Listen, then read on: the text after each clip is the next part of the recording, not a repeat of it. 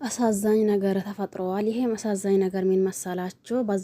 በዛን ሰሞን ያያችሁት ነገር አለ። አሁን ደግሞ ጸጌ አይ እንግዲህስ አሁን መሄድ ያለብኝ ወደ ያቡ ነው፣ ያቡን አስቀይሜዋለሁኝ እያለች ሻንጣዋን ይዛ ጸጊሻ ተነስታ ወደ ያቡ ቤት ሄዳ ነበር። ያቡም ደግሞ አዝኖና እንዲሁም ደግሞ ተናዶ ተቆጥቶ አይ እንግዲህስ ጸጌ አንቺ ማለት ሕፃን ልጅ አይደለሽም፣ ብዙ ችግራቶችንና እንዲሁም ደግሞ ብዙ መከራ ያሳለፍሽ ልጅ ነበርሽ። አሁን ለታ ደግሞ እኔ ላይ መጫወት ለምንድን ነው ያስፈለገሽ? ያለሽን ጉዳይ እዛ ጨርሺ።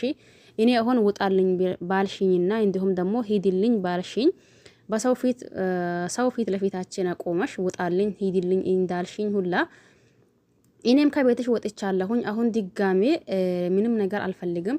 ምናልባት ደግሞ የሚፈልግም ከሆነ እዛ ያለሽን ነገር ጨርሰሽ መሆን አለበት እያለ ወይኔ ባላቻው። እዚህ ጋር ግን ለምንድን ነው እናንተ በነገራችን ላይ ብዙ የምናያቸው ሰዎች የሆነ ሰው ተነሳስቶ መጥቶ መሀላቸው ላይ በሚገባው በመሀል ሰው የተነሳ ነው የሚጣሉት ማለት ነው። እዚህ ጋር ጸገኝ ሲጀመር ጅምርቱን የሚናቃት ከዳኒ ቢሆኑም ነገር ግን ደግሞ በዚህ ነገር ሳይሉም በተለያዩትና እንዲሁም ደግሞ ከተለያዩ በኋላ ይሄ ማን ነው እንትና መጣ ማለት ነው። ያቡ መጣ። ያቡና እንዲሁም ደግሞ ጸጌ ጥሩ ቀረቤታና እንዲሁም ደግሞ ደስ የሚሉ ፍቅረኛማሞች ሆኑ ማለት ነው። ከዛም በኋላ ከተወሰነ ከሂደት በኋላ አንድ ሰው ተነስቶ መጣ። የጸጌ የድሮ ፍቅረኛ ነው ተባለ። አበባ ይዞላት ሲመጣ ይሄም ወንድ ልጅ ነው። መቼስ አይቶ አሰ ኢሊሊል እንኳን አመጣልሽ ተቀባዩ አይላትም። የተኛውም ሰው ቢሆን ደግሞ ይሄንን አያደርግም። ከዛን ጸጌም እሱን አይ ይሄ ነገር እንዴት ሊሆን ይችላል? እንዴትስ እንደዛ ታደርጋለህ? የኔና ያንተ ነገር እኮ ያበቃ ነገር ነው። አሁን ምን ፈልገህ ነው እንደዛ ተመልሰህ ወደ ህይወቴ የምትመጣው ነገር ብትለውም እንኳን ብዙዎቻችን ተቆጣናበት አለን ጸጌ ላይ። ይሄም ማለት ለምን መሰላችሁ? ያቡን ውጣልኝ ማለቷ ተገቢ አይደለም። በነገራችን ላይ ያኔ ለዛው ለመጣው ልጅ ቦታ እንዳሌላት እናቃለን። ገባቸው አይደል? ቦታ እንደሌላት እናቃለን። ነገር ግን ደግሞ በሱ ፊት ሆኖ ይሄንን ያቡን ውጣልኝ ማለት ተገቢ ነው፣ አግባብ ነው ብዬ አላስበውም።